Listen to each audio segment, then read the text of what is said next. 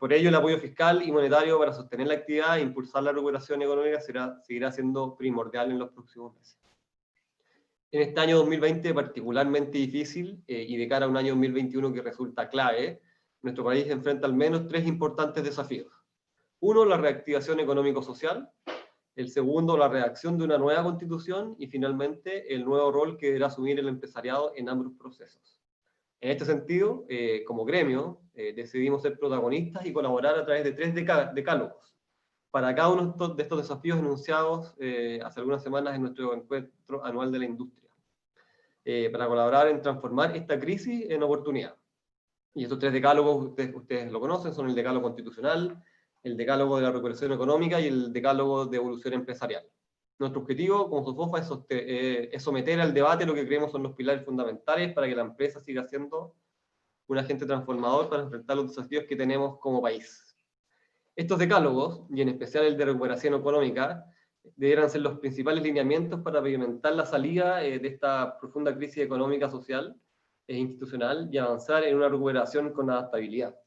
No hay duda que la empresa tendrá un protagonismo especial y distintivo en impulsar una recuperación económica sustentable, el cual es un imperativo ético que debiera guiar nuestra agenda. En los próximos 18 a 24 meses va a ser necesario avanzar en una recuperación económica centrada en impulsar el empleo, la inversión y la productividad.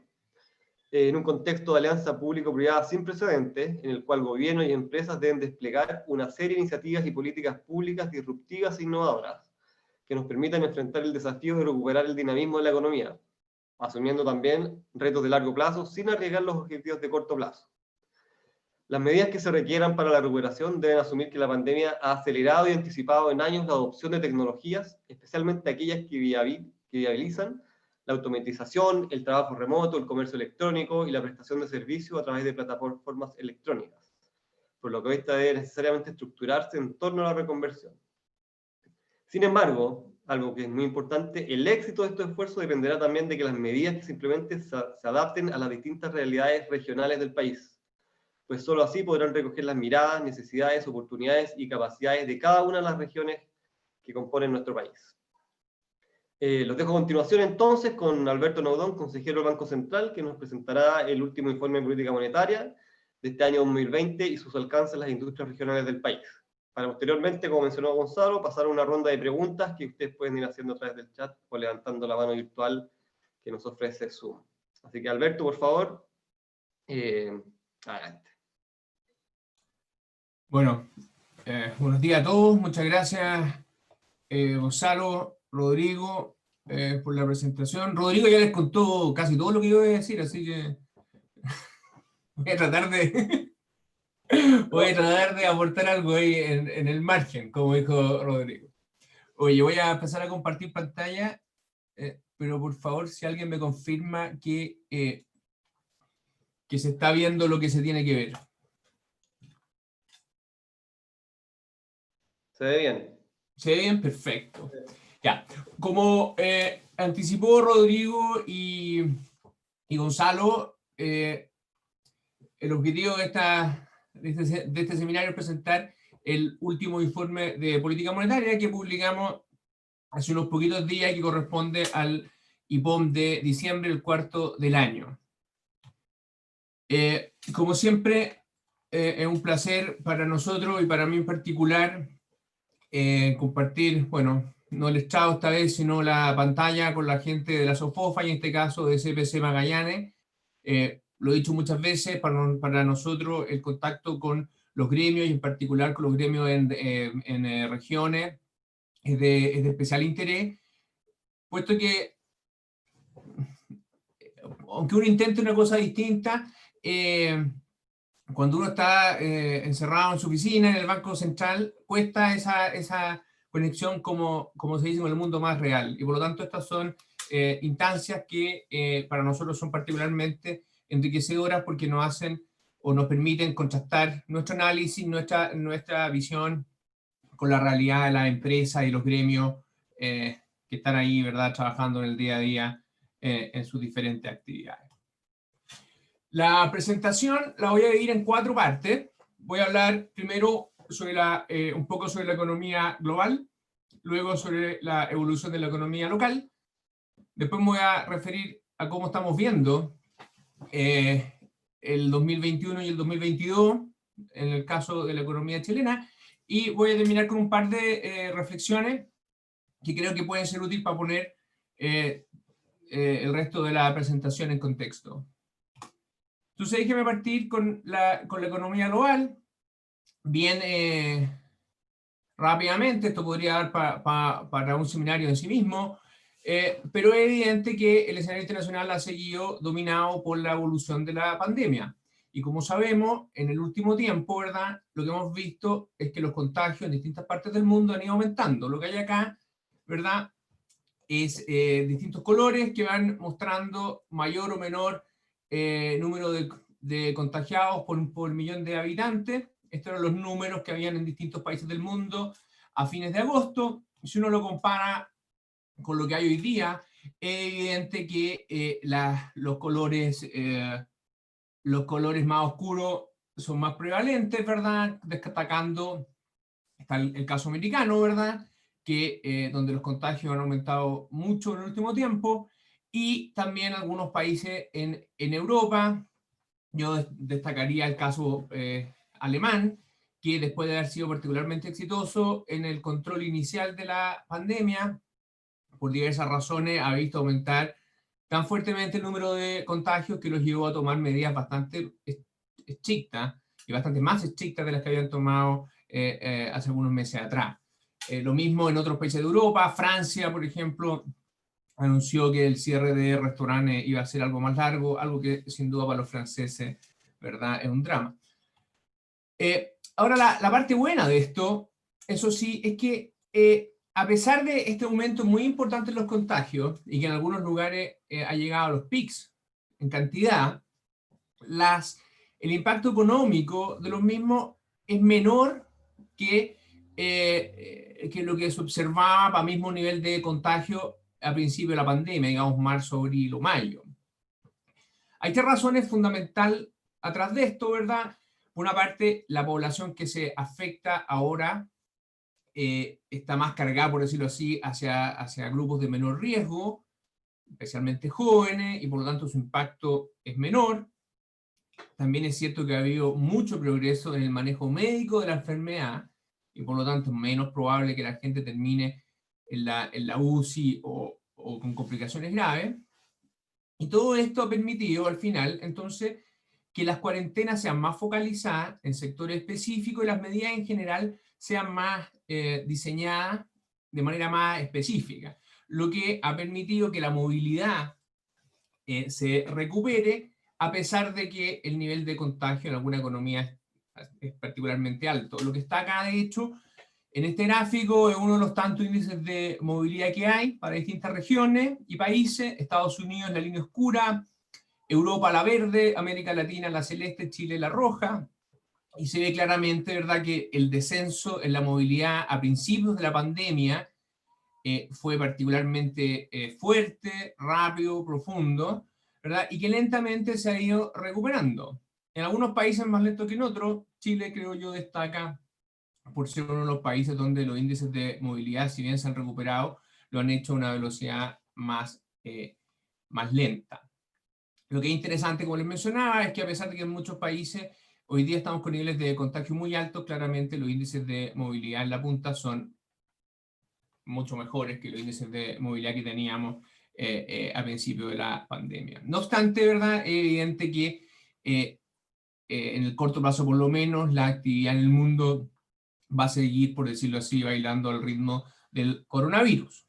Con todo, es importante notar que los números en el mundo han sido, si bien malos de una perspectiva histórica, han sido algo mejores de lo que se esperaba. Y lo que se observa, ¿verdad?, es una recuperación gradual de la actividad en distintas áreas del mundo, especialmente cuando se compara con los momentos más álgidos de la crisis, y esta, como les mencionaba, es una recuperación económica que va de la mano de este mejor manejo de la pandemia. Particularmente destacable, diría yo, es el caso chino, ¿verdad? Donde observamos una recuperación bastante más rápida. De hecho, de los pocos países grandes que tienen números positivos. Y de hecho, hoy día en la mañana acaban de publicar los nuevos datos, los datos más recientes de producción industrial y de venta, y salieron particularmente altos, con la producción industrial que crece cerca o en torno al 7%, que son, y unas ventas minoristas de retail que crecen sobre el 5%, ambos los mejores números del año. Entonces, los números en el mundo van mejorando, pero todavía siguen muy afectados por cómo evolucione la pandemia. Los datos de mayor frecuencia, como decimos nosotros, porque estos son los datos del PIB, y los datos del PIB son un poco rezagados. Los últimos números que conocemos son los del tercer trimestre, pero incluso si uno mira datos más recientes, o más como son estos famosos PMI, que es como un indicador de la actividad de más de corto plazo, también observa claramente que tanto Estados Unidos como Europa y China, estos números, después de haber tenido valores particularmente bajos, los PMI cuando están bajo 50 significan contracción y sobre 50 expansión. Entonces, después de haber mostrado números bajo 50, y claramente y fuertemente bajo 50 a principios de la pandemia, hoy día están por sobre 50 y mejorando gradualmente. Ahora, evidentemente, esta es una crisis que ha afectado mucho más al sector servicio que al sector manufactura, y por lo tanto en el mundo, y en Chile pasa lo mismo, cuando uno diferencia la evolución de ambos sectores, ve todavía diferencias importantes. De hecho, los PMI cayeron mucho más fuertemente en el sector servicio, en todas las economías, ¿verdad? Y en varias y en particular en Europa, y el dato americano, yo creo que el margen también va a salir un poquito más malo, muestran una recuperación más lenta. Pero con todo diría yo que los datos del mundo sugieren que la recuperación claramente se está dando, y que a pesar de los riesgos asociados a la evolución de los contagios, los números han sido relativamente buenos. Esto se tiende a reflejar de una u otra manera en la evolución de los mercados financieros. Lo que después de las malas noticias que tuvimos cuando la segunda ola empezó a surgir con más fuerza, ¿verdad? Han retomado niveles que son coherentes con una visión más optimista de lo que viene en el futuro. Hay varias cosas, ¿verdad? Lo que está acá, uno podría mirar distintos indicadores. Lo que está acá, el valor de la bolsa, que obviamente se resintió fuertemente al inicio de la pandemia. A medida que la pandemia se fue controlando, las bolsas en el mundo empezaron obviamente a mejorar, tanto el mundo desarrollado como el mundo emergente. Y después ha estado obviamente este indicador mostrando mucha volatilidad, puesto que las noticias, buenas o malas, van haciendo que el valor de las acciones cambie. Lo que es interesante es que en el margen, ¿verdad? En los últimos semanas, últimos meses, estos indicadores han ido mejorando, lo que da cuenta de un mayor apetito por riesgo en los mercados financieros, de una mayor, de algo más de optimismo, lo que de alguna u otra manera se puede asociar a distintas noticias que hemos conocido en el último tiempo, como, o en particular, el avance respecto de las vacunas contra el COVID, el fin de la incertidumbre electoral en Estados Unidos, que de hecho va a permitir, ya se está llegando a un acuerdo, un nuevo paquete fiscal, ¿verdad?, que va a ser importante para la evolución de esa economía el próximo año. Entonces, el mundo, diría yo, nos trae en el margen buenas noticias. En términos absolutos, obviamente todavía estamos en una crisis, ¿verdad?, pero claramente las noticias evolucionan hacia el lado positivo. Esto no solamente se recoge en las bolsas y no solamente en los países desarrollados, sino que cuando uno mira indicadores financieros para países emergentes, lo que estos muestran son también noticias en el margen positiva. En el gráfico de la derecha están dibujados los flujos de capital, que nuevamente sufrieron fuertes salidas en la parte más álgida de la pandemia, pero ahora último, de manera gradual y paulatina, se han ido recuperando, mostrando niveles más bien altos si uno los compara con lo ocurrido en los últimos 3-4 años. Otra forma de ver el mismo problema es mirar el exceso de retorno que se le exige a los activos de países emergentes, que tiene que ver con su riesgo. Entre mayor el exceso de retorno exigido, mayor el riesgo percibido por los mercados. Claramente ese retorno exigido, ¿verdad?, aumentó fuertemente durante la pandemia, tanto a nivel de gobierno, que es medido por este indicador que se llama ENVI, o a nivel de empresas, medido por este indicador que se llama CENVI, pero después de alcanzar estos PIC, ¿verdad?, tipo mayo, junio, o abril, mayo, junio, claramente vemos una normalización hacia valores más parecidos a los previos a la pandemia. Todavía están un poco altos, porque el riesgo y la incertidumbre no se ha disipado completamente. Sin embargo, claramente esta normalización es una noticia positiva y es coherente con esta idea de que lo peor de la crisis va quedando atrás.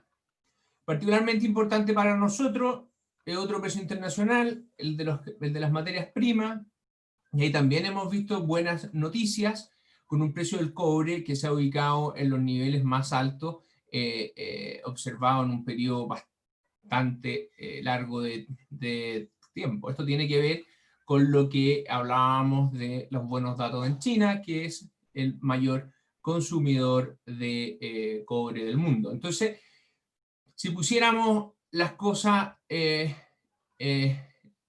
todas juntas en un indicador relativo al impulso externo, ¿verdad?, lo que encontraríamos es que por ese lado las noticias son buenas, el impulso externo que está recibiendo la economía chilena es positivo y mayor a lo que, y algo mayor de lo que habríamos esperado hace algunos meses atrás.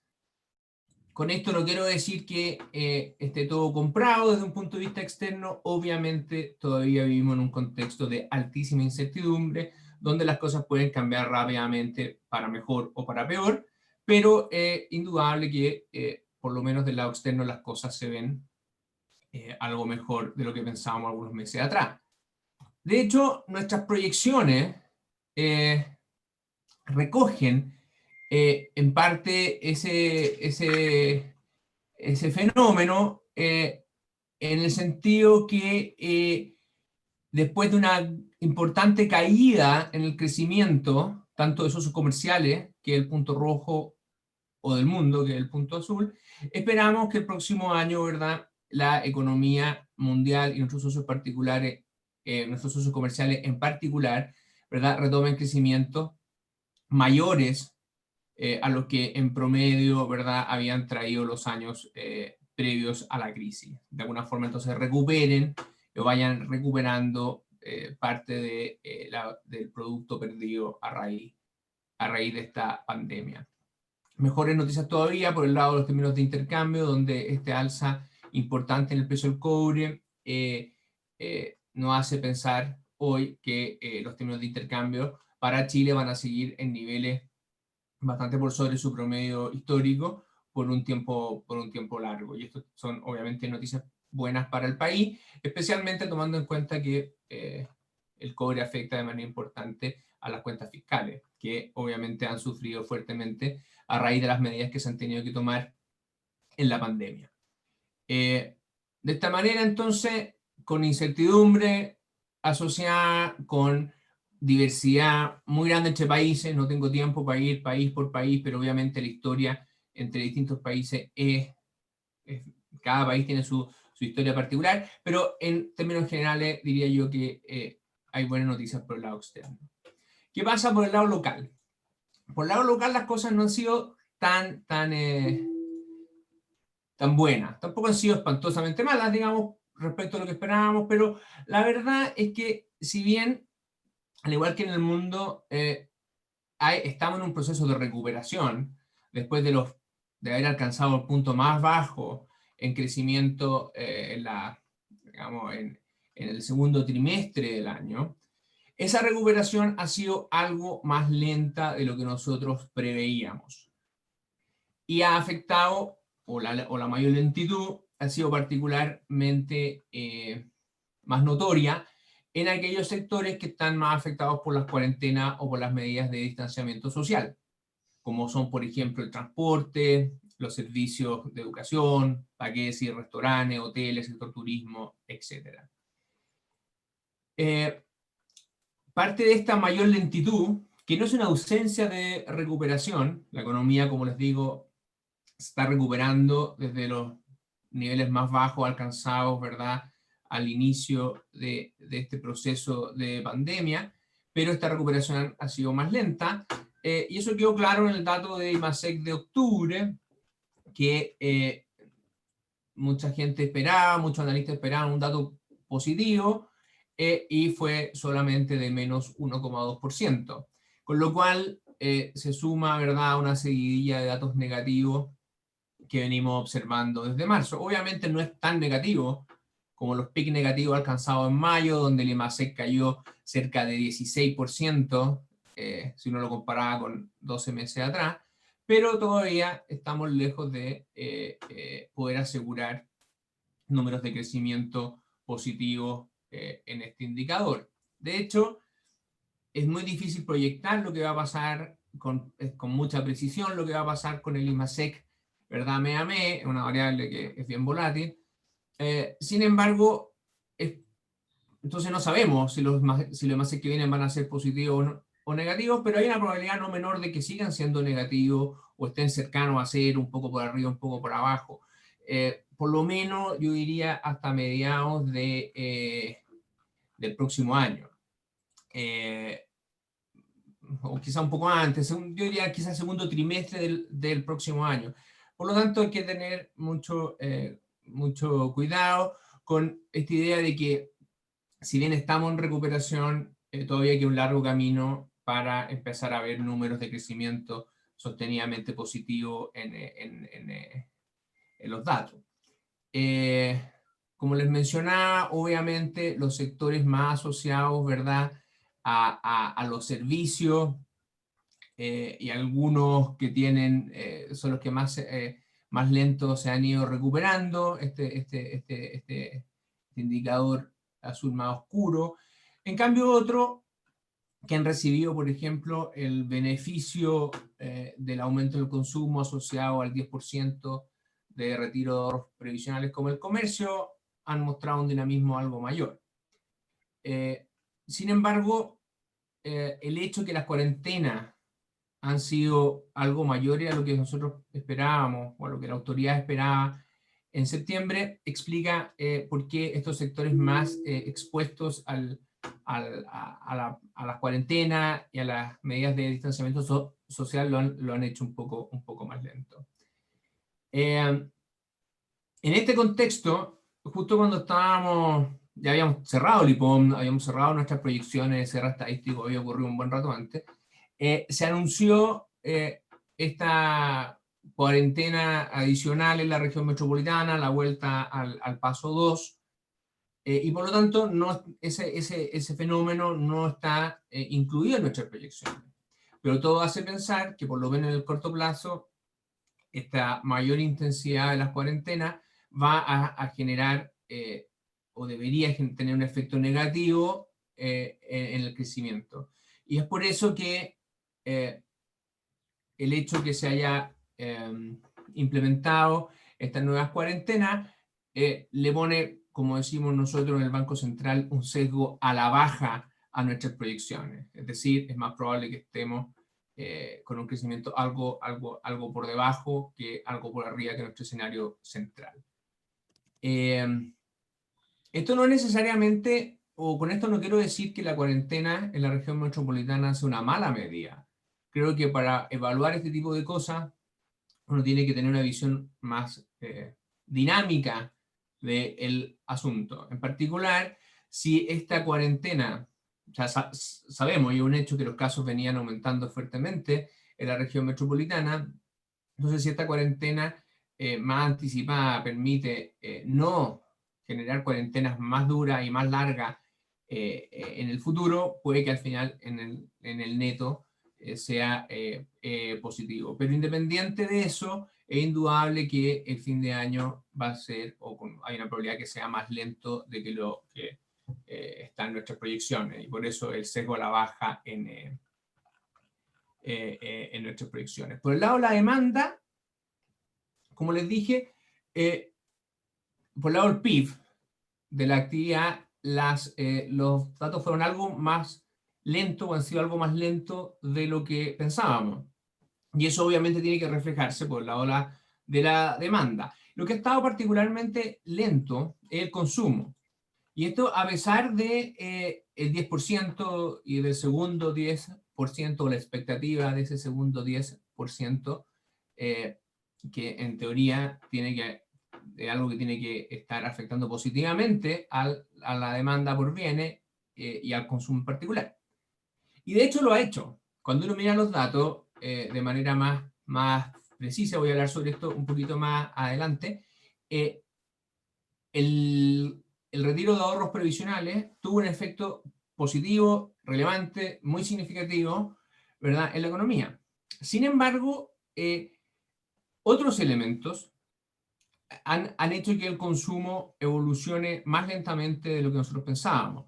Los ingresos laborales han sido más bajos, el mercado laboral sigue, si bien se recupera, sigue todavía bien deteriorado, y las expectativas económicas, ¿verdad?, y no son de lo mejor, y la incertidumbre sigue alta. Entonces, los retiros de ahorros previsionales empujaron fuertemente el consumo, pero en un área bien específica, que es el consumo de bienes. Pero el consumo por el lado de los servicios se resintió más de lo que nosotros habíamos pronosticado, y el neto de las dos cosas, que el consumo privado total, en verdad al final terminó creciendo algo menos o cayendo algo más de lo que nosotros pensábamos. Eso por el consumo. La inversión también ha ido algo más lento, y es difícil, voy a hablar sobre esto un poquito más adelante, y es difícil distinguir cuál es la razón detrás de eso, si son que los problemas de cuarentena han impedido el desarrollo más dinámico de las construcciones y la inversión más, por decirlo así, en obras, o si hay un problema más de expectativa o más estructural en la economía asociado a la deuda a la empresa. Es difícil distinguir eso, y por lo tanto acá también hay como un signo de pregunta hacia adelante. Pero el hecho de que la inversión en total también ha estado un poco por debajo de lo anticipado, y esas dos cosas, el menor consumo, la menor inversión, ¿verdad?, son coherentes con esta actividad que se recupera, pero a un ritmo más lento de lo que nosotros habíamos estimado en septiembre. El mercado laboral, obviamente, el espejo de lo que pasa en la actividad. Gran ajuste del mercado laboral, el nivel de ocupados cayó fuertemente, ¿verdad?, con la pandemia, y se ha ido recuperando, aunque lentamente. Y también muy disímilmente, porque en algunos sectores el mercado laboral se recupera más rápido, aquellos sectores donde la actividad se recupera más rápido, en otros más lento. El problema acá es que el sector servicio es el que se ha recuperado más lento, y es también el sector más intensivo en mano de obra. Entonces eso le ha puesto quizá un freno adicional a la recuperación del empleo. Recuperación que por lo demás ha sido bien dispar, ¿verdad? Y afectando mucho más a las mujeres que a los hombres. Cuando uno mira los datos, ve que el empleo femenino y la tasa de participación femenina se ha resentido de manera especial, lo que obviamente es una preocupación, porque parte importante del dinamismo del mercado laboral en los últimos años tenía que ver con una incorporación más rápida y continua de las mujeres en el mercado del trabajo. Entonces, traer esas mujeres de vuelta al mercado laboral, generar las condiciones para que puedan volver, debería ser una prioridad importante de las políticas económicas. Ahora esta disparidad obviamente no es solamente entre hombres y mujeres, uno ve también que el empleo de mejor calidad, lo que nosotros llamamos el empleo asalariado formal, es el que se ha resentido con más fuerza, y la recuperación del empleo ha sido más bien en el sector más informal, ya sea asalariado, informal o el empleo por cuenta propia. Entonces, en esta recuperación, que es positiva y que es bueno, también se esconde en un empleo que es de menor calidad que el que se destruyó. Entonces, al igual que en el PIB, las noticias en el margen son buenas, en el sentido que estamos en una situación mejor que al inicio de la pandemia, pero todavía con debilidades importantes en este mercado. Entonces, si al final uno hace como raya para la suma, uno debería estar contento, porque el momento más duro, creo yo, de la crisis va quedando atrás. Y eso que hoy día quizás nos parece un poco obvio, porque ya pasamos por el peor momento, la verdad no era nada de obvio cuando la crisis partió. Y para llegar al lugar donde estamos hoy día, que no es el mejor, no es el óptimo, todavía queda mucho por avanzar, pero es claramente mejor que el que había al inicio de la crisis, la verdad es que las políticas macroeconómicas y algunas microeconómicas han tenido que ser implementadas con mucha, mucha fuerza. Podríamos hacer un seminario completo también respecto de las distintas políticas que se han ido aplicando en el país. Yo voy a mencionar algunas que tienen más que ver con el Banco Central, porque creo que es particularmente importante tener en cuenta o recordar que en el inicio de la pandemia era súper poco evidente cómo íbamos a salir de esta crisis que es sin lugar a duda una de las mayores crisis que hay, de la que tenemos registro, por lo menos en el siglo XX.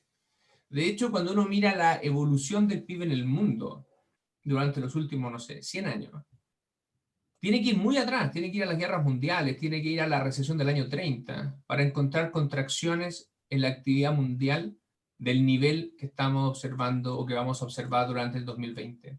Y en el caso chileno, tiene que ir a la crisis del año 82 o a los turbulentos años 70, ¿verdad?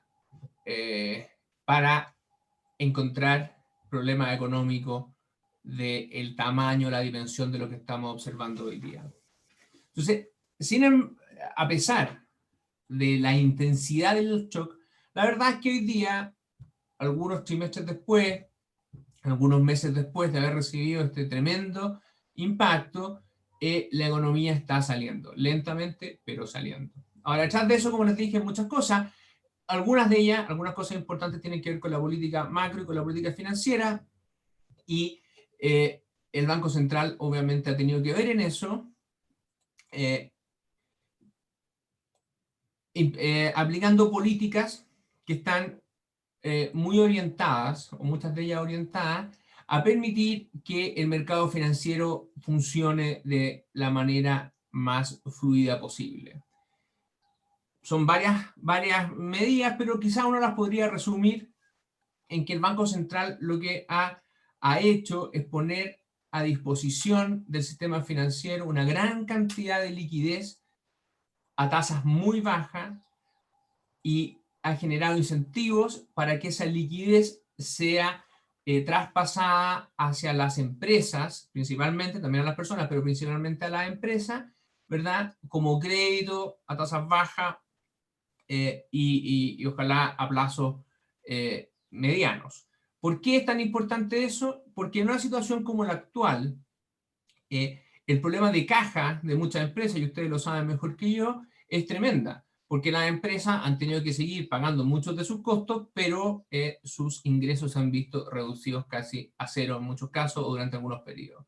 Entonces el problema de flujo caja era un problema central al inicio de esta pandemia, y el Banco Central de Chile, en conjunto con otras autoridades, como la CMF y el Ministerio de Hacienda, pusieron o aplicaron una serie de medidas orientadas a promover el crédito. Hay otras medidas, obviamente, asociadas al mercado financiero que también han tenido impacto. Quizás la más nombrada es el permitir a las personas utilizar parte de sus ahorros previsionales para sus necesidades. Me voy a referir un poquito más a esta más adelante. Y todo este conjunto de estas medidas han sido, diría yo, centrales para que hoy día nos encontremos en este proceso de recuperación. Como les mencionaba, entonces, estas medidas que están orientadas a generar o apoyar al crédito han tenido impacto, y han tenido un impacto relevante. Fíjense dos datos interesantes. Cuando ustedes miran aquí la línea azul más oscura, lo que están viendo es el crecimiento del crédito comercial. Es fácil ver, ¿verdad?, que cuando el país crece, antes de la crisis asiática, el crédito comercial crece mucho. Cuando entramos en un periodo de crisis, el crédito comercial crece poco o incluso decrece, como fue, ¿verdad?, en la crisis del 2000, la crisis financiera global del 2009, ¿verdad? O aquí a inicio de los años, o a mediados, como 2003. ¿Se acuerdan? Ahora, lo que es interesante es que en esta crisis particular, a pesar de que el crecimiento ha sido por lejos el más bajo que hemos tenido en las últimas décadas, ¿verdad?, el crédito creció, y creció a tasas bien altas. Esto es un comportamiento completamente atípico del crédito y tiene mucho que ver con estas políticas que les mencionaba yo, que han ayudado o permitido el flujo del crédito hacia la empresa. Y de hecho, cuando uno mira, ¿verdad?, cuando uno mira los créditos, el número de operaciones, es bien notable que en el segundo trimestre de este año y en el tercer trimestre de este año, el volumen de operaciones de crédito fue particularmente alta. Créditos nuevos, reprogramaciones, etc. Detrás de esto, como les mencioné, está este importante aumento de la liquidez, que ha sido una de las labores principales del Banco Central, pero también están las medidas de reducción del riesgo asociadas, por ejemplo, a los créditos COVID y a los créditos y al llamado FOGAPE, que han permitido que esta liquidez fluya desde los bancos a las empresas que estaban más complicadas.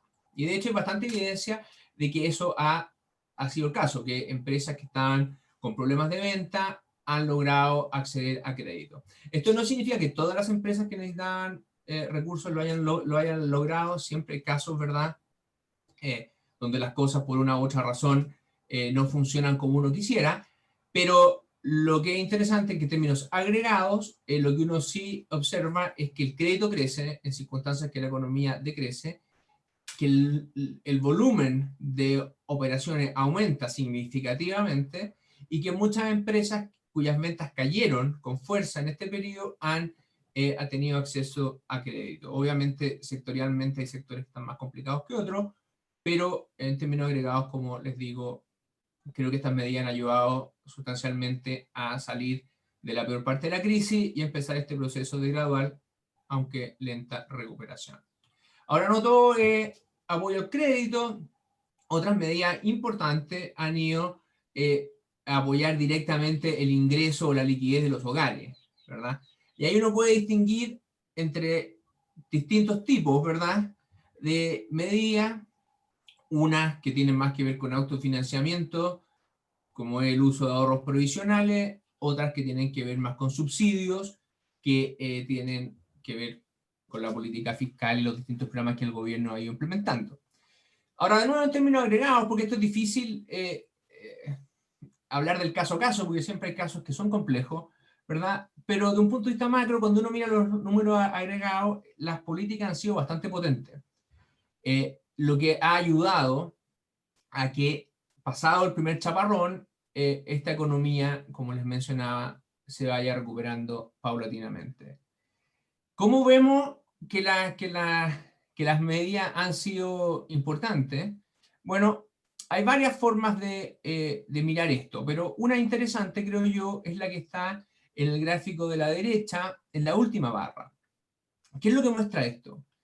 Esto muestra en la línea, en la barrita más gris, más claro, cuánto van a caer los ingresos laborales este año.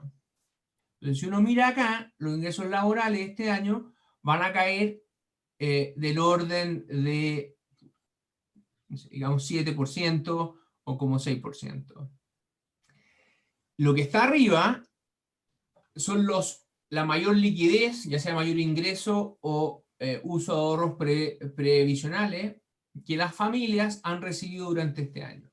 La barrita roja son distintas transferencias, básicamente subsidios, política fiscal, ¿verdad?, que ha ido directamente a apuntalar el ingreso de los hogares. Si uno se fija, ¿verdad?, han logrado o van a lograr más o menos que la mitad de la caída de los ingresos, ¿verdad?, va a ser suplementada o compensada parcialmente por estas políticas fiscales. Pero si a eso le sumamos la mayor disponibilidad de liquidez por ahorros previsionales, lo que vamos a encontrar es que al final el punto negro, ¿verdad?, las sumas son más que las restas, y por lo tanto, en términos de liquidez agregada, los hogares van a la larga a tener más recursos que los que perdieron. Y en ese sentido, la suma de todas estas medidas han ayudado, creemos, en promedio, a lograr promedio de manera bien decidida. Ahora, ¿cómo se compatibiliza esto con una sensación, ¿verdad?, de que hubo un apriete muy, muy fuerte a nivel de hogares durante esta pandemia? Una forma de entender ese problema es darse cuenta que el timing de las pérdidas de ingreso versus la llegada de los subsidios y la autorización para usar los ahorros previsionales no calzó perfectamente. De hecho, durante el segundo trimestre, los ingresos laborales cayeron fuertemente, ¿verdad? Y si se fijan ustedes, la parte rojita era muy chiquitita, y en el neto los ingresos agregados de las familias cayeron 7% durante el segundo trimestre. Ahora, lo que pasó es que en el semestre tercero y cuarto, los subsidios, que son la barra roja, aumentaron fuertemente y compensaron la caída de ingresos que se observaba en ese trimestre, y a esto se le agregó el fuerte impacto de los retiros de ahorros previsionales. Alternativamente, uno quisiera mirar esto por quintile y agrupar cómo y ver cómo ha fluctuado o cómo va a fluctuar la situación de los ingresos laborales de las familias más pobres y la clase media y las más ricas en la economía. Y eso es lo que está aquí en el gráfico de la izquierda. Quintil 1, el quintil de ingresos más bajo, y el 5, el de ingresos más alto. O sea, lo que uno observa acá, ¿verdad?, es que en todos los casos, al final la disponibilidad de recursos va a crecer en el neto, porque las entradas van a ser mayor que las salidas. Ahora, la composición obviamente varía, puesto que para la gente más pobre, los retiros de ahorros previsionales no significan mucho, porque son familias que lamentablemente no tienen ahorros previsionales. Muchos de ellos trabajan en el sector informal, no cotizan, pero son familias que sus ingresos han caído, pero han sido compensados, o más que compensados, por las transferencias que el fisco ha hecho. Y esto tiene que ver con que la política pública de subsidios es más focalizada en aquellas familias que son que más lo necesitan, porque están en los ingresos, el quintil de ingresos más bajos. Entonces, en este grupo, obviamente no es beneficiado con mucha fuerza por las medidas de permitir retirar el ahorro previsional, pero sí son el grupo que recibe mayores subsidios. A medida que nos movemos hacia los quintiles más ricos, vemos dos cosas. Vemos que los subsidios empiezan a ser menos importantes, y por otra parte, el retiro de fondos previsionales empieza a tener un rol mayor. Y así llegamos incluso al quintil más rico, que casi no ha visto caer su ingreso, probablemente porque trabajan en lugares donde el trabajo online es más fácil de mantener, y que por otra parte son familias que tenían ahorros provisionales más importantes y al retirarlos, ¿verdad?, su disponibilidad de recursos ha crecido fuertemente. Entonces esto muestra, creo yo, que el ahorro previsional o el retiro de ahorros previsionales ha sido una política que ha sido muy grande en intensidad, ¿verdad? Y que ha ayudado particularmente a la gente de ingresos mayores a suplir las caídas en sus ingresos laborales. Ahora hay que tener cuidado al evaluar estas medidas de retiro de ahorros previsionales por dos razones. En primer lugar, su impacto es grande. Lo veíamos en la lámina anterior, ¿verdad? Cómo los retiros previsionales han mucho más que compensado las caídas de ingresos que las distintas familias en promedio han tenido en Chile.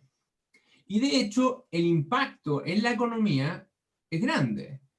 Nosotros calculamos que el primer retiro de ahorros previsionales, que fue en torno a 17.000 millones de dólares, generó un aumento en el PIB, un mayor crecimiento, del orden de más o menos 1,8%. O sea, la economía habría crecido 1,8% menos si esta plata de ahorros provisionales no se hubiese gastado, o gran parte de esta plata de ahorros provisionales no se hubiera gastado, porque hay una parte también de estos ahorros que se volvió a ahorrar.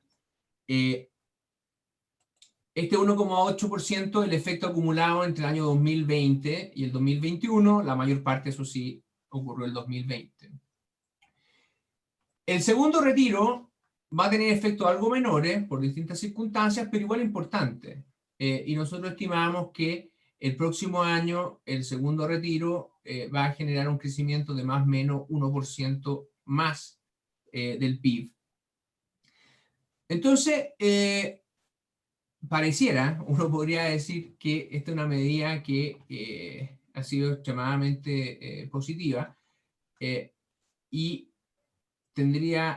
es cierto que el efecto ha sido muy importante en el PIB. Sin embargo, ojo, porque que tenga un efecto grande no significa que no tenga costo, ¿verdad? Nosotros hemos hecho el punto de que los efectos de largo plazo de estas medidas deben ser tomadas en cuenta, porque al disminuir los ahorros de la economía, ¿verdad? Al disminuir nuestro stock de activos, de alguna forma estamos afectando la evolución de la inversión en el futuro o la evolución de las cuentas externas en el futuro. Y esto porque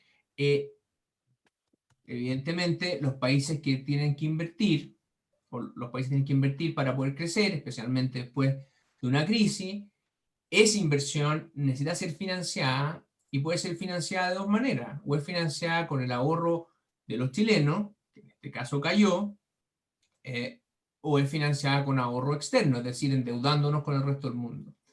Entonces, ojo que a la larga, el efecto sobre la economía de este retiro de ahorros provisionales, si bien es positivo, y si bien ha ayudado a bastantes familias a pasar por un momento particularmente crítico, tiene consecuencias, ya sea a través de menor inversión en el futuro o un mayor endeudamiento externo.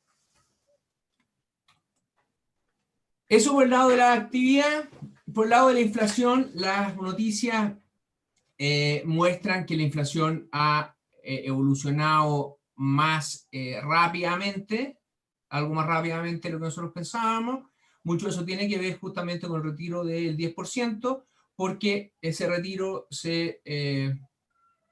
generó una demanda muy importante por bienes, y esa demanda por bienes, en un contexto donde el inventario era más bien acotado, generó un aumento de precios. Sin embargo, ese aumento de precios no parece particularmente preocupante, porque los efectos del retiro sobre el precio de los bienes debería ser más bien transitorio y no compromete la evolución de la inflación hacia adelante. Entonces, en ese sentido, a pesar de que la inflación ha sido algo mayor que lo que pensábamos, no nos preocupa particularmente su evolución, porque creemos que a la larga la debilidad de la economía es tan grande todavía que las presiones inflacionarias van a estar muy acotadas, porque estos efectos de mayor inflación se van a disipar, ¿verdad?, más rápidamente, y la debilidad de la economía va a permanecer.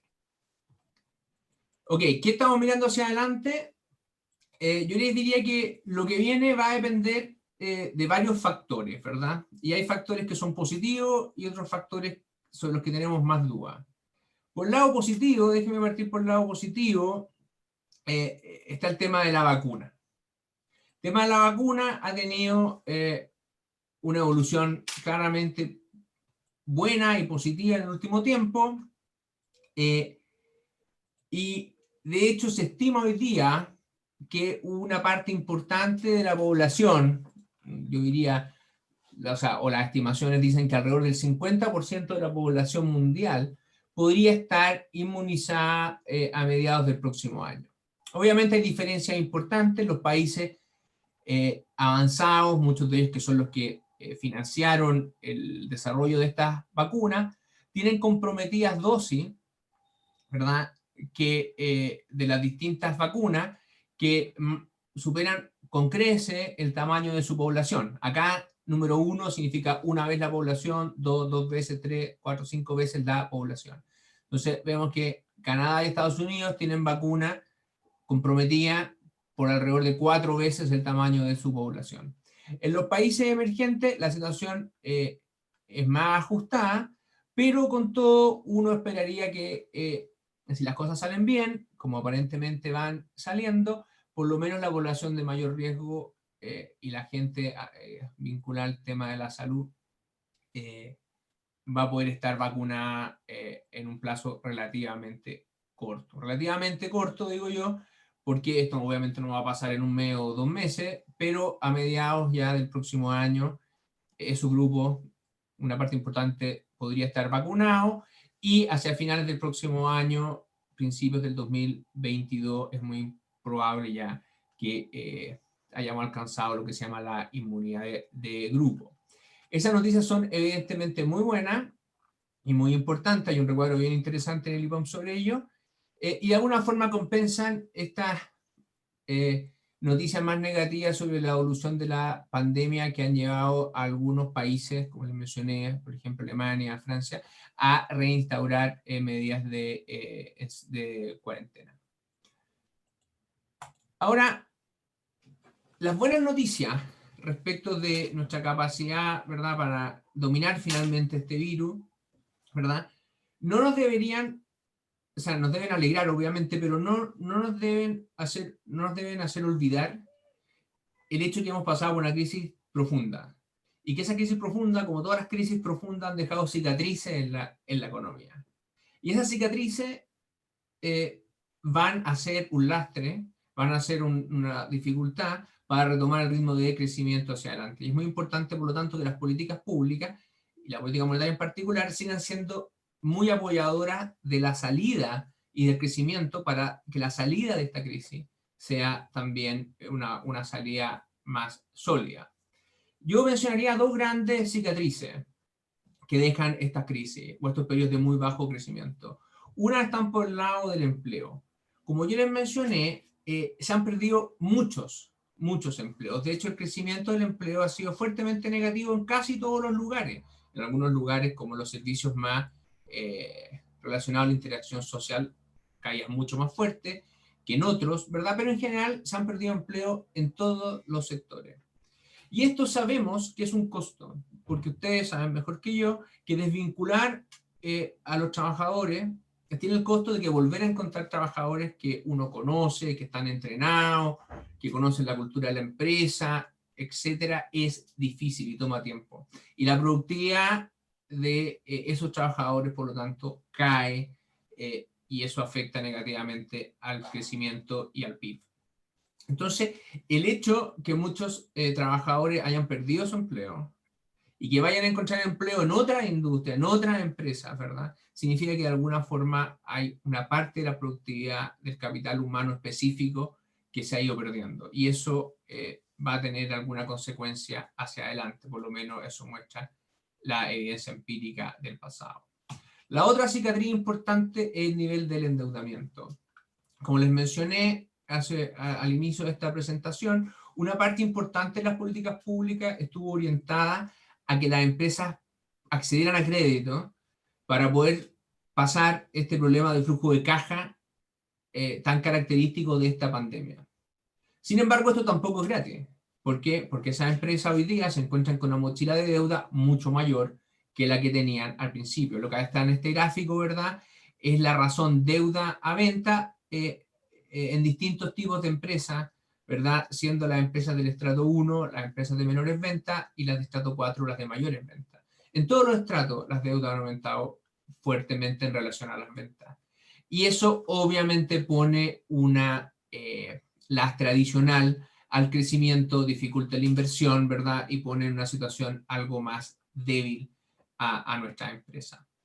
Entonces, de alguna forma, vamos a tener que lidiar con estas cicatrices de la pandemia que afecta al trabajo y afecta a la empresa. Al trabajo principalmente porque volver a encontrar trabajo donde uno esté bien adecuado es difícil, y en lado de las empresas porque el endeudamiento es obviamente, o le pone un lastre, ¿verdad?, al desarrollo empresarial hacia adelante. Y el tema de las deudas no solamente en las empresas, por cierto, también es importante el fisco va a haber aumentado fuertemente su nivel de deuda,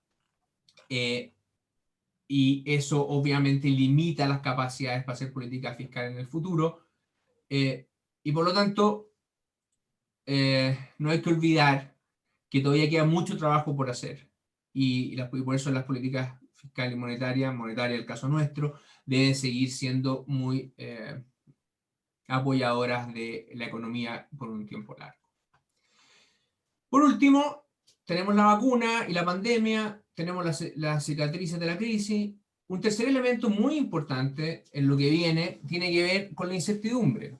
Lo que está aquí en el gráfico de la izquierda es un indicador de incertidumbre para Chile, Estados Unidos y el Reino Unido como comparación.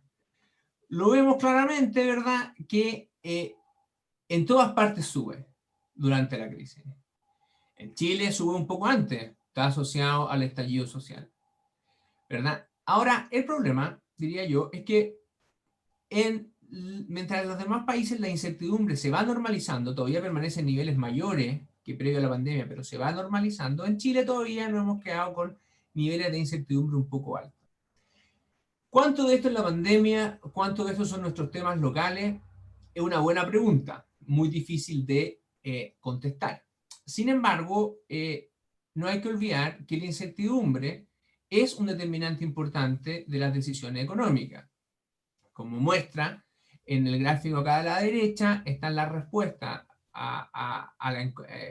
que distintos empresarios, medianos, chicos, grandes, dan en nuestro informe de percepción de negocio, el último, que es el de noviembre, la respuesta a la pregunta de por qué razón creen ellos que su empresa, ¿verdad?, no van a invertir durante el 2021. Hemos visto que la inversión, ¿verdad?, está particularmente débil. Y parte importante de la respuesta, aquí uno puede responder muchas cosas, por eso estos porcentajes no suman 100, pero el 74% y un 55% responden temas de incertidumbre como un determinante importante para la baja o nula inversión hacia adelante. Entonces, la pandemia va a ir pasando, va a llegar la vacuna, las políticas monetarias, fiscal y otras van a seguir apuntalando para que la recuperación se logre a pesar de las cicatrices que han ido quedando, pero es importante también hacernos cargo de la incertidumbre que hay en este país, que ha ido creciendo por la pandemia, por el estallido social y que está afectando negativamente a la decisión económica, en particular las de inversión. Entonces hay tres elementos centrales, diría yo, en nuestras proyecciones hacia adelante. ¿Qué es lo que supone en nuestro escenario base? Nuestro escenario base supone que la vacuna evoluciona en líneas con lo que mencioné, que las políticas siguen siendo expansivas para ayudar a sanar las cicatrices de esta crisis y que la incertidumbre vuelva a niveles normales, es decir, que somos capaces de manejar nuestros problemas internos, tanto médicos como de otra índole, de manera adecuada. En ese contexto,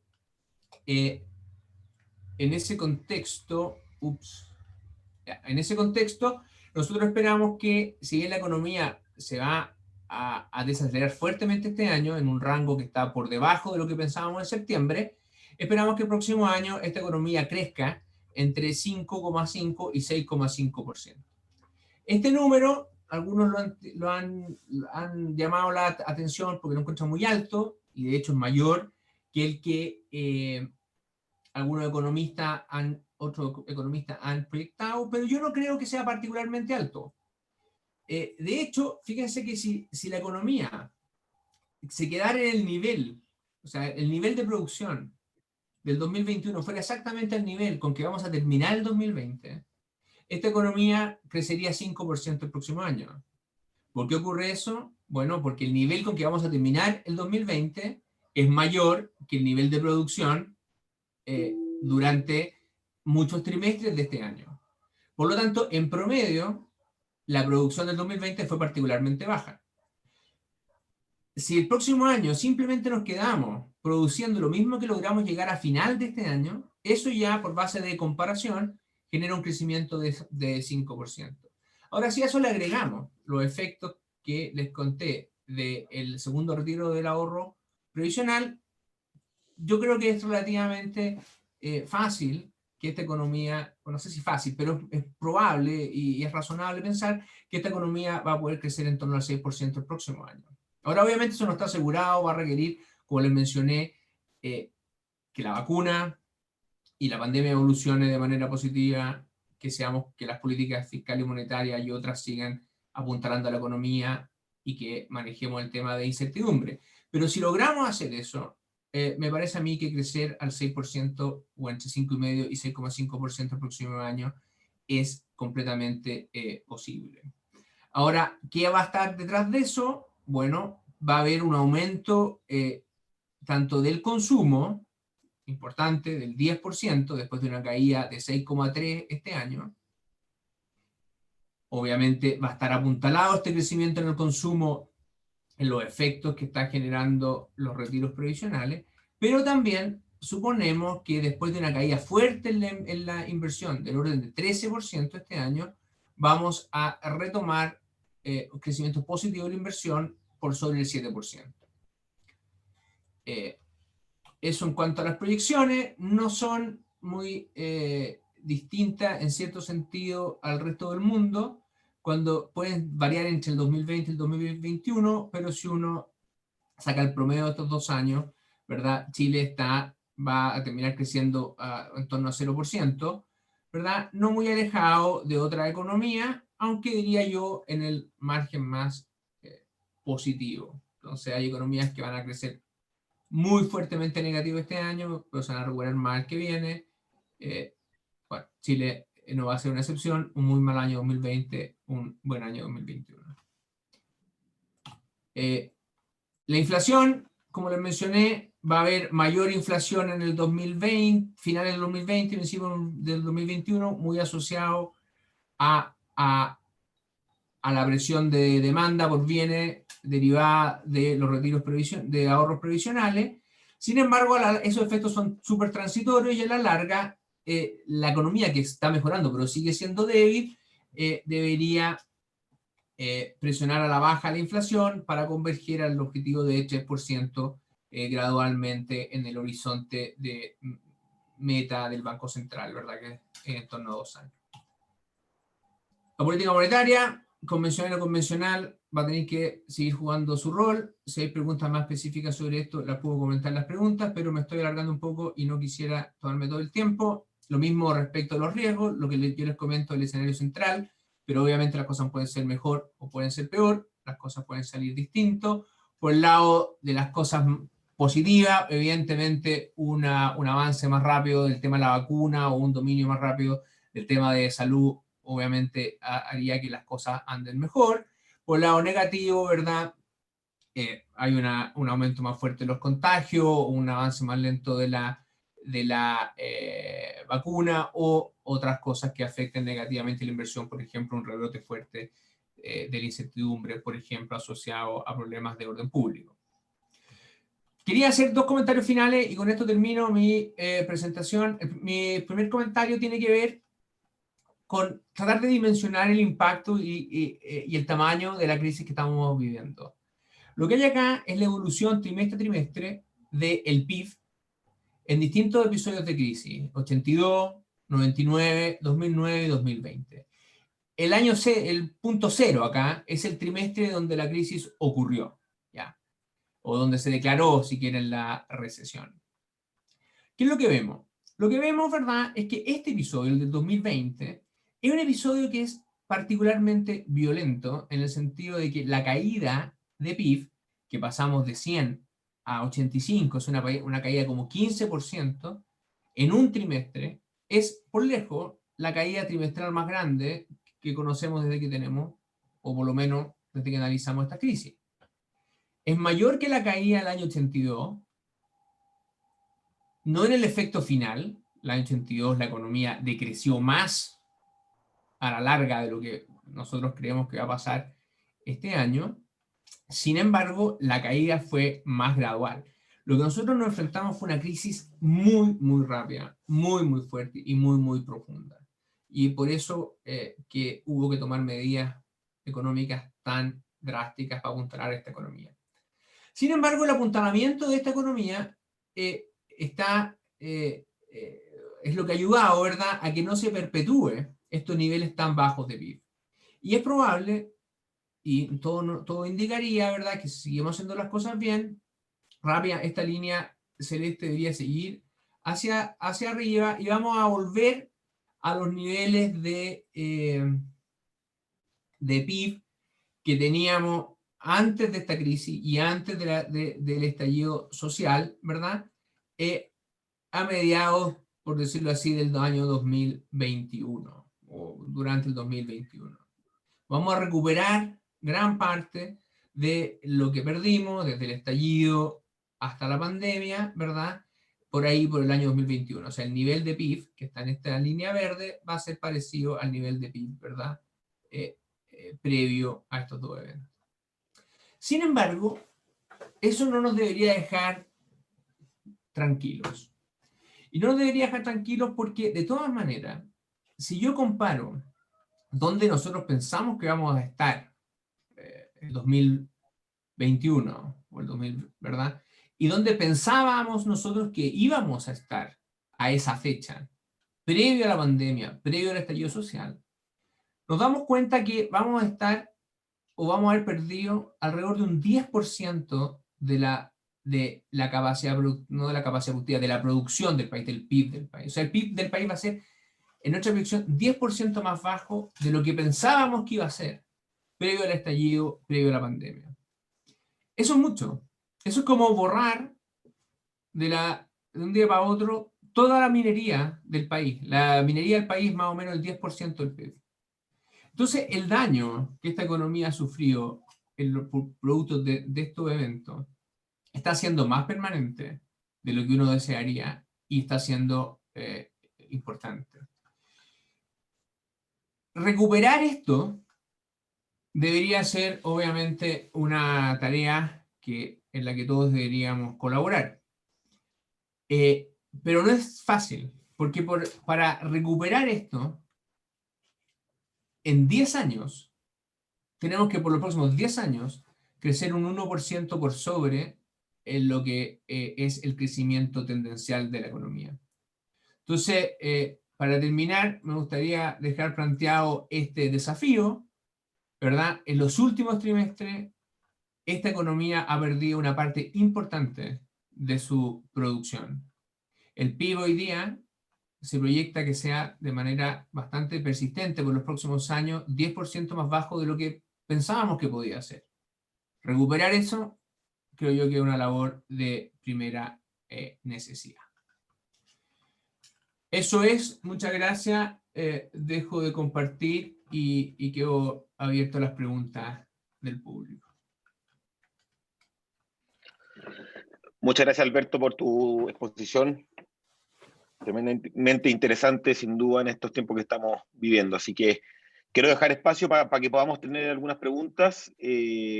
Como les comenté, pueden hacerlo levantando la mano. Si ponen ahí abajo participantes, a mano derecha, abajo del listado de participantes sale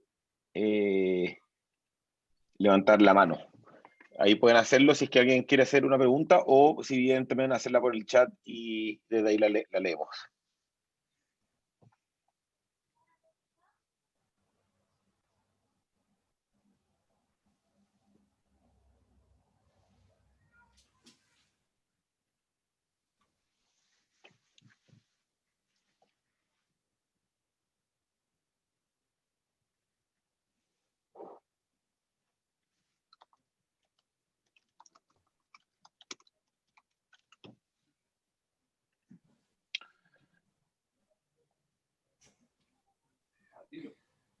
Gonzalo, Sergio Hernández levantó la mano. Sergio, adelante, perdón. Sí, hola Gonzalo. Bueno, primero agradecer a Alberto la excelente exposición que ha hecho. He tomado nota prácticamente de todo aceleradamente para transmitir a Primin, nuestros asociados, la exposición brillante de Alberto. Solamente un comentario. Cierto, la minería en los últimos 10 años ha aportado más o menos el 10% del PIB, promedio en los últimos 10 años. Pero como el PIB del país ha caído y la minería ha continuado su producción e incluso mayores ingresos por los precios altos del cobre, la minería va a tener un impacto probablemente en el PIB del año 2020 de más del 11%, 11-12%. Y esperemos que el próximo año pueda tomar más o menos mantener esos niveles. ¿Cómo estima Alberto que la influencia de la minería, el sector completo, con proveedores incluidos que representa Primin, puede efectivamente apoyar este crecimiento que, muy bien planteado como desafío, lo ha estimado Alberto? Bueno, gracias por tu comentario, Sergio. Cuando yo, primero una aclaración, por si no se entendió bien, cuando yo planteé que la economía es como el 10% del PIB, es cierto que fluctúa mucho, y uno puede tomar números reales, que un año más, depende del precio del cobre, etc. Pero cuando nosotros pensamos en Chile, y lo pensamos como país minero, en muchos sentidos, ¿verdad? Todos tenemos la idea, con más con menos, de que el cobre es el sueldo de Chile, o que lo fue en gran parte, de que la importancia de la minería. Entonces, lo que hemos perdido en la proyección es equivalente a perder todo ese sector. O sea, a veces los números no nos hablan mucho por sí solos, pero cuando lo hacemos más concreto en un ejemplo, creo que nos damos cuenta de su verdadera dimensión. Entonces, lo que se ha perdido en producción estos años es muy importante. O sea, en estos años, en estos trimestres. Ahora, la minería en particular, bueno, tiene varios roles. Es difícil resumir en pocas palabras lo importante que la minería es para Chile. Ahora, yo quisiera recalcar dos cosas. En primer lugar, en innovación. Porque todos saben, bueno, que la minería en sí misma es importante, genera recursos para el fisco, genera, qué sé yo, buenos salarios, es un sector que paga muy bien, genera inversión. Todo eso es más o menos quizás obvio. Pero a mí me parece que, dadas nuestras ventajas comparativas en el mundo, en la producción minera, dados los buenos precios que hay del mineral y que se proyecta permanezcan por arriba, la minería también va a ser, bueno, y dado que está siendo cada vez más difícil sacar el cobre de Chile porque las leyes de las minas van cayendo, acá hay una tremenda oportunidad de innovación. Y la innovación genera, como los economistas decimos, spillovers, genera rebalsas al resto de la economía y genera un aumento en la productividad en general. Entonces, yo creo que el sector minero tiene un rol particular, me parece a mí, por el lado de la inversión en innovación. Y otra cosa muy importante es que, como tú bien dices, la minería es mucho más que la extracción de mineral. Está concatenada con otras áreas. Y eso es particularmente notorio en lo que se refiere a la inversión. Cuando estuvimos en la mitad de lo que se llamó el boom del precio de los commodities, cuando el precio del cobre subió fuertemente y quedó arriba por un tiempo largo, digamos, entre mediados del 2000 y hasta mediados de los 2010, vimos también un aumento sustancial en la inversión en el sector minero.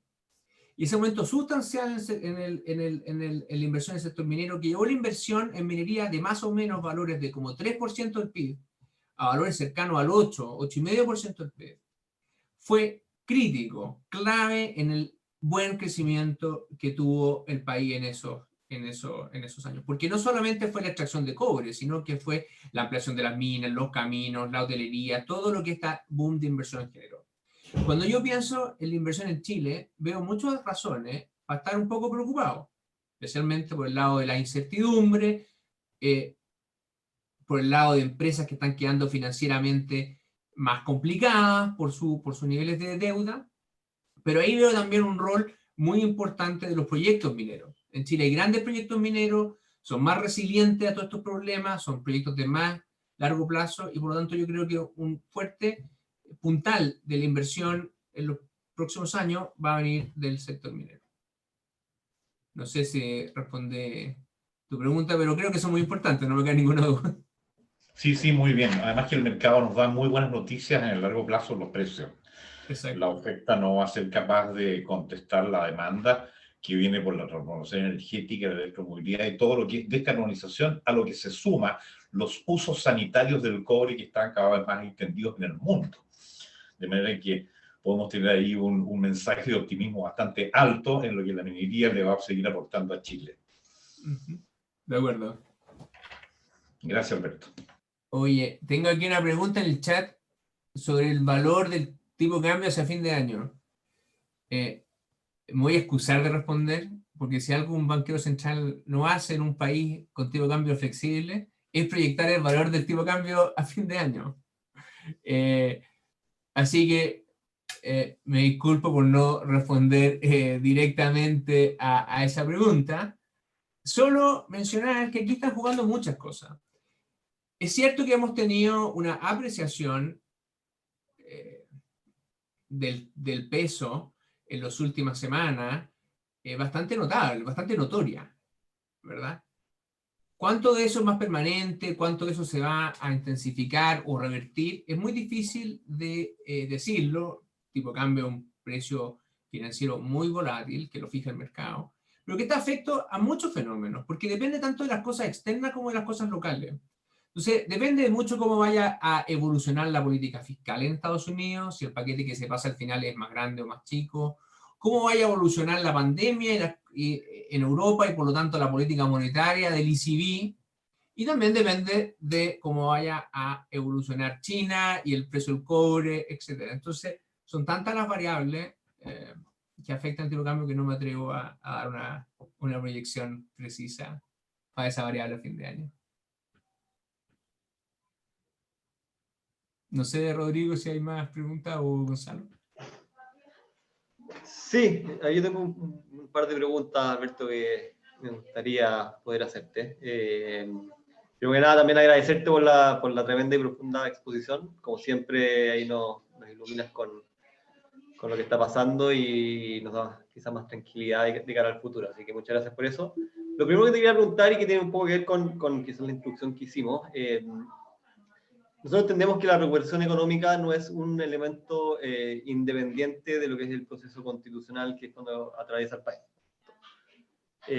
Van de la mano, sobre todo porque es cuando la Constitución establece los lineamientos de lo que se conoce como este orden público económico.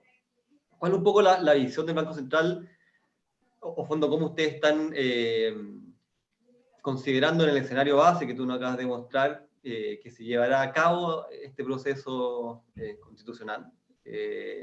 Y si obviamente representa de alguna forma algún riesgo a la alza o a la baja en lo que tú nos planteaste. Para no entrar en los contenidos que obviamente entendemos, el Banco Central un poco no se mete en esa área, porque en algún minuto también puede llegar a ser parte de lo que se discuta. Pero sí, por lo menos en cuanto a cómo se debiera llevar a cabo el proceso y qué rol juega un poco en este proceso de recuperación económica que enfrenta el país. Ok, a ver, dos cosas sobre este tema. Primero, obviamente nosotros no hacemos proyecciones de cómo va a evolucionar la política en Chile y menos el proceso constituyente, por dos razones. Primero, porque no corresponde que el Banco Central, un organismo autónomo y técnico, esté haciendo proyecciones sobre la política. Y segundo, porque para serte bien franco, es un área donde tenemos ser expertise, no sé si alguien la tiene, si alguien podría hacer una proyección sobre esto. Entonces lo que hay no es una proyección sobre cómo va a funcionar el proceso constituyente, sino lo que hay es un supuesto bien general de que el proceso se da, por decirlo así, de manera adecuada. ¿Qué significa eso?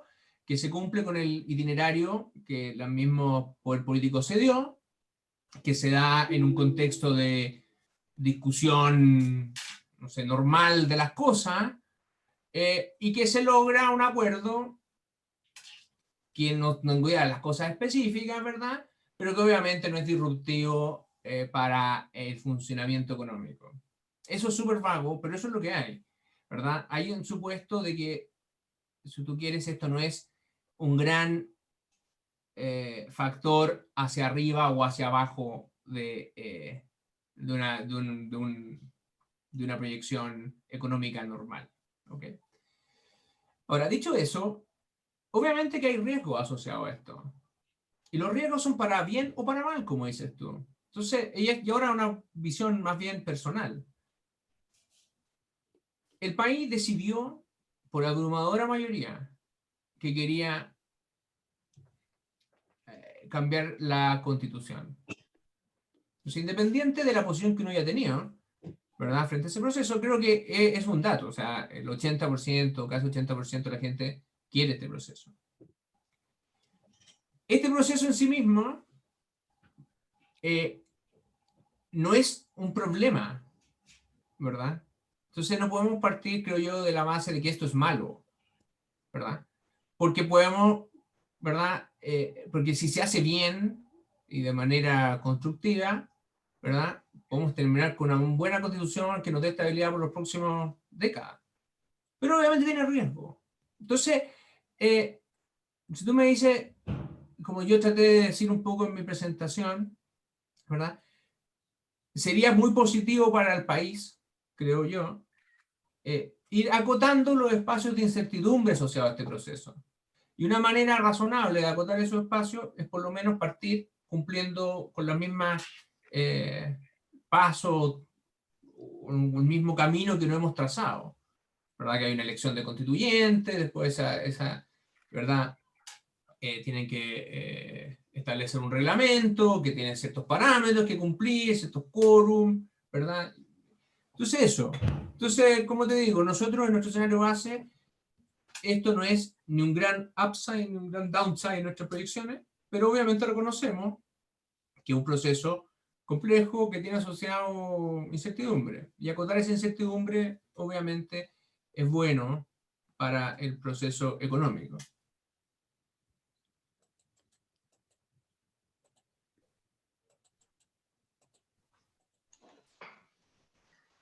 Muchas gracias.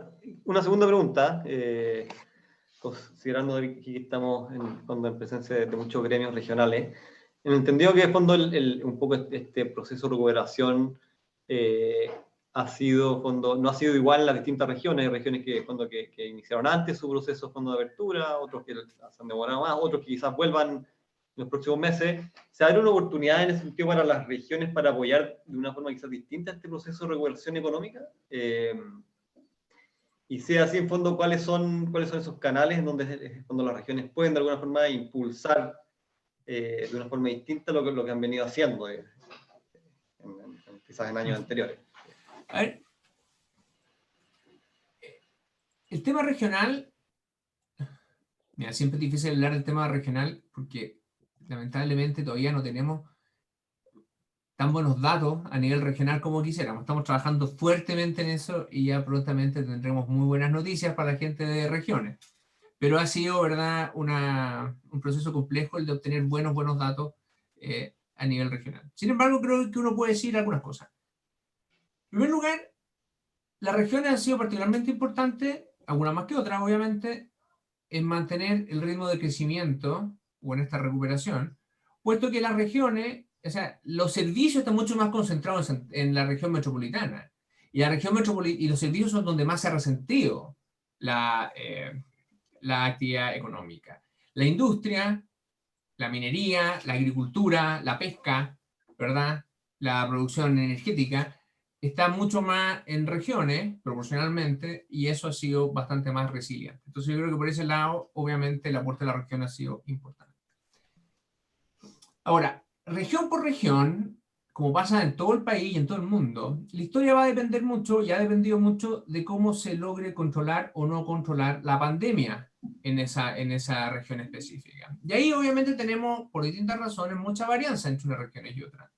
Unas regiones entran en cuarentena, otras salen, en unas los contagios suben, otras caen, y cada uno tiene su ciclo asociado a las distintas idiosincrasias de cada uno. Pero ahí también hay una labor, diría yo, común a todo el país, que es tratar de mantener la pandemia a raya, cumpliendo los protocolos necesarios de distancia social, uso de mascarilla, etc., para poder recuperar la actividad. Ahora, a mí me preocupa en particular, yo soy sureño, ¿no? O sea, nací en Santiago, pero toda mi vida he estado relacionado al sur. Y me preocupa porque uno conoce a la gente de esa zona, y muchos para ellos, especialmente en el turismo o en el comercio más chico, ¿verdad? Son los meses de verano donde hacen una parte importante de sus ingresos anuales.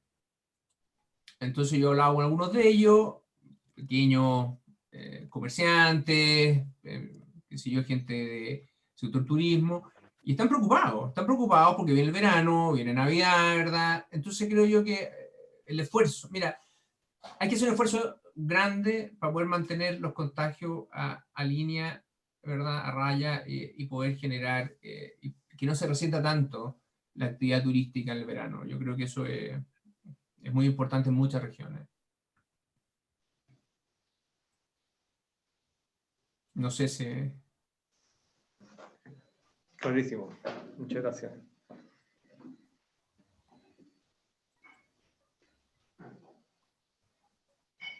Acá tengo una pregunta que me dice si el mix de incertidumbre, pandemia, nueva constitución, son un mix demasiado complejo para que la inversión se mantenga. Dado que estos procesos son largos, dice, y pregunta qué puede hacer el Banco Central. Wow. A ver, dos cosas. Yo creo que si yo hubiera podido elegir, jamás habría combinado estas dos cosas. O sea, nunca habría combinado una discusión constituyente con una pandemia. Lamentablemente, uno no elige estas cosas y pasan. Entonces, sí, creo que es una combinación complicada, sin lugar a dudas. Es una combinación compleja y que, como toda situación compleja, requiere de un trabajo más arduo para llegar a buen puerto. Entonces, sí, nos va a tocar a todos los que hacemos políticas públicas, a todos los que hacen, que trabajan en el sector privado y tienen que salir todas las mañanas, ¿verdad?, hacer andar sus emprendimientos, nos va a tocar un año o 2 años más complejo. Yo creo que eso hay que reconocerlo. Que sea más complejo no significa que sea 2 años perdidos o que estemos camino a lo mismo, ni mucho menos. Pero sí vamos a tener que estar particularmente aplicados, ¿verdad? Porque estamos, como acá muy bien dice Javier, en una situación compleja. Ahora, ¿qué está haciendo el Banco Central y qué puede hacer el Banco Central? El Banco Central tiene herramientas muy poderosas para suavizar el ciclo económico.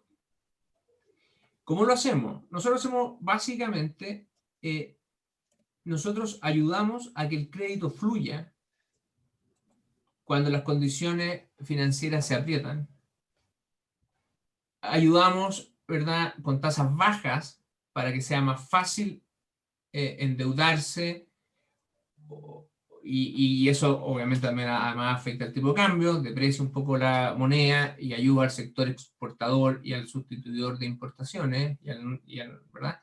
Entonces, el Banco Central tiene sus herramientas tradicionales para ayudar a contener el ciclo económico.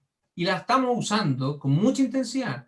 La tasa de interés está en su mínimo técnico, no puede estar más baja, ¿verdad? Por lo menos de acuerdo a los cálculos que tenemos hoy día, que se están revisando continuamente, pero por lo menos hoy día creemos que estamos en el nivel más bajo, 0,5%. No solo eso, sino que hemos implementado políticas que de alguna forma traspasan estas tasas bajas a horizontes más largos, ¿verdad? De hasta 4 años. Entonces son tasas bajas por un periodo bien largo.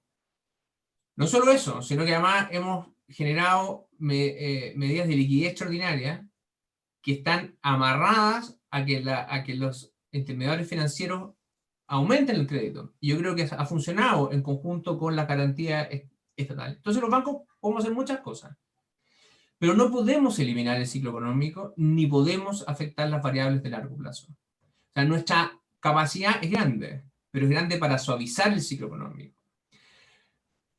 Lo vamos a seguir haciendo. Es cierto que no hemos gastado hartas balas, pero quedan muchas más. Y por lo tanto, si la cosa no mejora como nosotros pensamos que debería ocurrir, haremos nuevas cosas. Y inventaremos nuevas medidas. Hemos hecho un montón de cosas que hace 2 años atrás parecían imposibles, ¿verdad? Pero metiendo la cabeza y esforzándose hemos logrado generar más política monetaria, más impulso monetario del que pensábamos que se podía en una situación como la actual. Bueno, vamos a seguir haciéndolo. Pero a tu pregunta más de fondo, yo creo, la respuesta es, esto es un problema que el Banco Central no puede arreglar por sí solo. De hecho, creo que ni siquiera somos el actor más importante en este tema. Acá hay muchos más actores involucrados y se requiere el concurso de todos ellos para que este contexto complejo, con estas dos incertidumbres, la pandemia y nuestra discusión interna, llegue a buen puerto. Pero yo creo que es probable, que es posible y que va a requerir más esfuerzo, pero hay que hacerlo.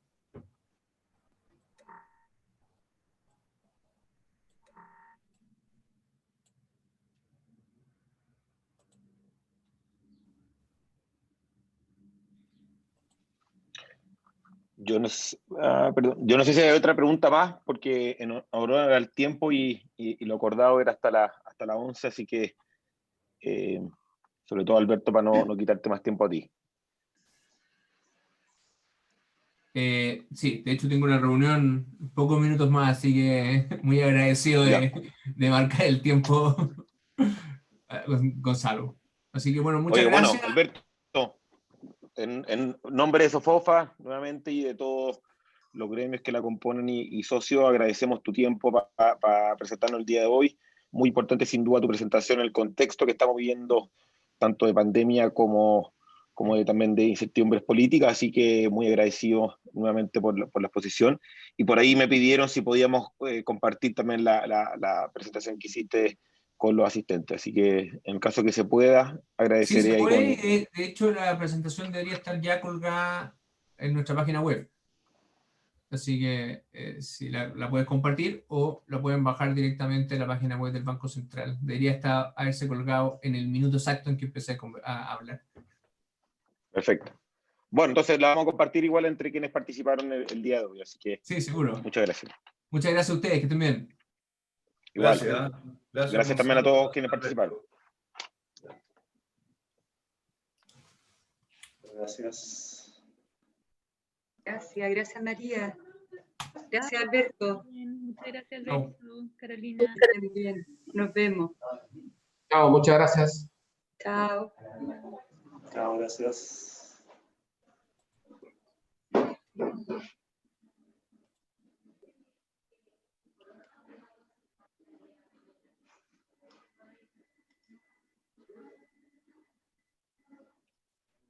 Ya está,